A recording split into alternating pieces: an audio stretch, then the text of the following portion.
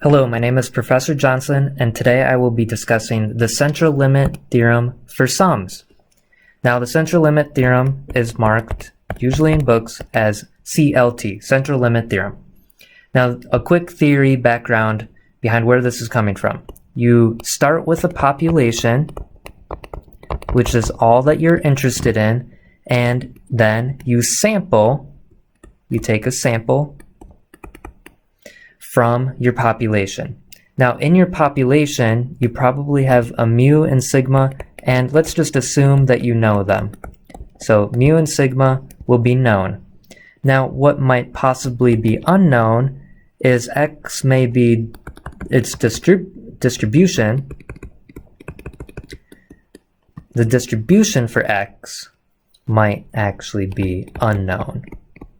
Now, what I mean by that is it could have been a uniform, it could be exponential, it could be normal, it could be none of those. It's just unknown. But the idea behind the central limit theorem is if you keep sampling, so we sample many times. Sample many times, over and over, and then what I'm going to do, since I'm talking about the central limit theorem for sums, is I'm going to add up all the values. So I'm going to sample, and then I'm going to add the values that I collected. I'm going to sample again, add up all the values. Keep sampling, sample, add up all those values, and I'm going to put them all together into one big group. That big group that you put together when you take the summation of all the x's, so you sum up everything. That's the summation symbol. It's going to be distributed normally, which is very nice. But when you add up values, you can imagine that everything's getting larger and larger. So the mean, which goes in this first spot, the mean will actually become larger.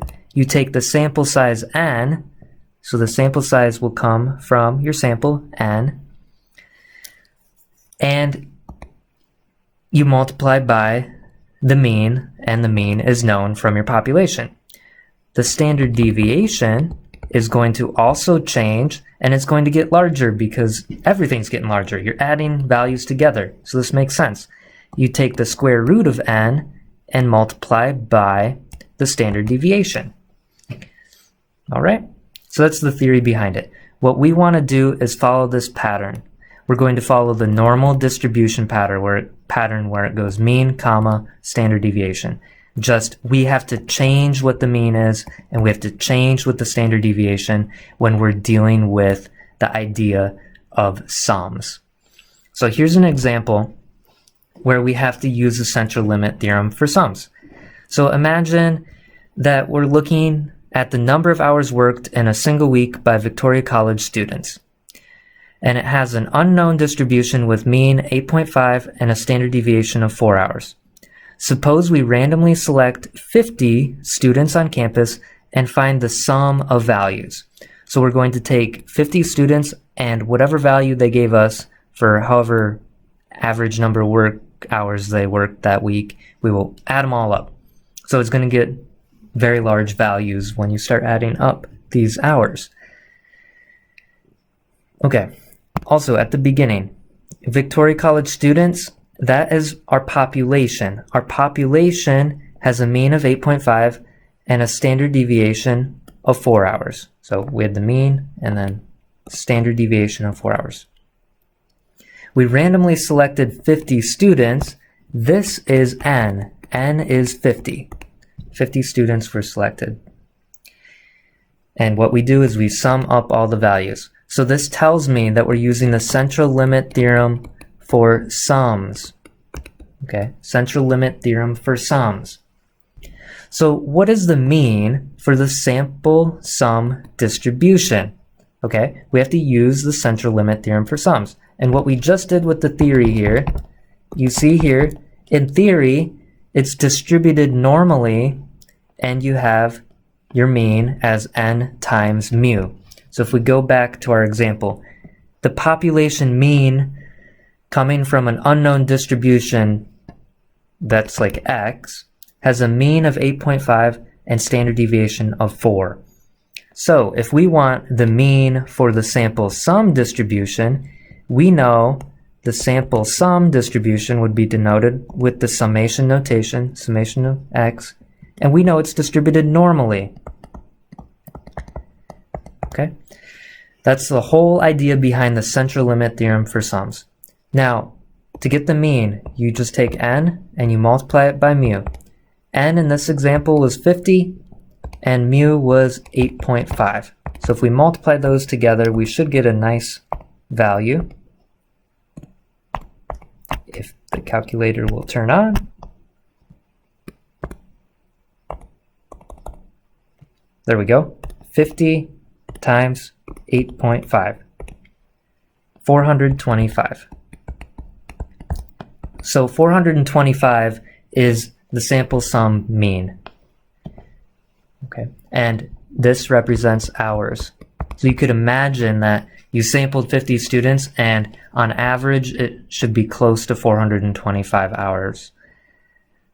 Similarly, the standard deviation for the sample sum distribution, we know that it still follows a normal distribution, and this now gets larger as well. You take the square root of n and multiply by the standard deviation. So this would be the square root of 50 multiplied by 4 from up above. Now, when you type this into the calculator, you have to be careful. You get your square root and you put square root of 50, but notice how the bar is continuing. To stop the bar from continuing, I have to arrow to the right to get outside of it and then hit times 4. You do not want to write times 4 underneath the square root, otherwise you'll get a totally different answer. If you have the 83, make sure that you close the parentheses that started with the square root. So when you start it in the TI-83 calculator, it'll look like the square root, parentheses, then you put 50, close the parentheses, then you can hit the times button 4. All right, just be careful. If you have the 84, just arrow to the right to get out of it. Now when we hit enter, you're going to get some crazy number. 28 point, let's just say 284, okay? And you know that the decimals keep going. Now, right now it's okay to round because in number 2 we're just stating the answer. But when we start looking at probabilities, we're going to be going into the normal CDF button in the calculator, and you want to be careful to make sure you do not round too early. If you round too early, problems arise all over the place. So let's look at a probability example. We want to look at the probability that the sum is less than 500 hours worked in a single week. So let's start the probability notation. Probability that the sum of x is less than 500 hours worked in a single week. If I think about this, I want to use our normal CDF because by the central limit theorem for sums, the distribution is now distributed normally. Now the lower bound, okay, I'm going all the way to the left. You could think -1 E99, that goes as far left as you could possibly imagine. Then the upper bound, 500, comma. The next thing you put in is the mu. The mean that goes in, right, it goes in this order as mean. The mean, let's see if we can look it back up in number 1, is 425 hours. So I will put 425 in that third spot, right? I'll mark this as well. So it goes lower, upper, mean, and then lastly, we put in the standard deviation. Now remember, the standard deviation is really 28.28427.125, right? But we want to make sure we keep all of those decimal places. So I'm going to put the square root of 50 times 4, and you can type it right into the calculator just like that. And when you hit enter, you will get your probability. So let's do that here. To get to the normal CDF button, you have to go second, vars, go to number 2. Now, it may remember some past buttons you've worked, or past examples you worked on. So we need -1 E99. To get the E, you do second comma. Upper bound in this example was 500. The mean in this example was 425. And now we have, I'll clear that out. We have the square root of 50. And see, this is now the 83 notation. You have parentheses, close the parentheses, then hit times 4. Make sure you close it. If you don't, you'll have problems everywhere.